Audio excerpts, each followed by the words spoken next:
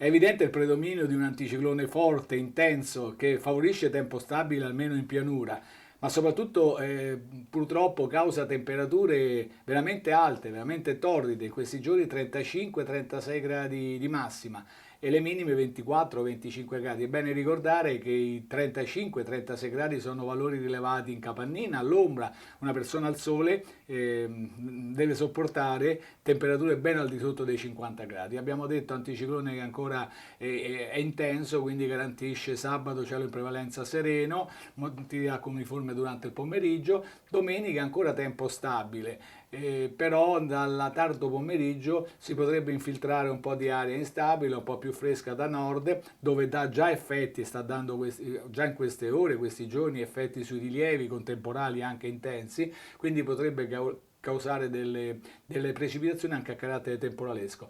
Per lunedì ecco forse il giorno peggiore, quindi avremo questa confluenza di aria più fresca con aria calda e quindi avremo un cielo molto nuvoloso con fenomeni temporaleschi che si susseguiranno.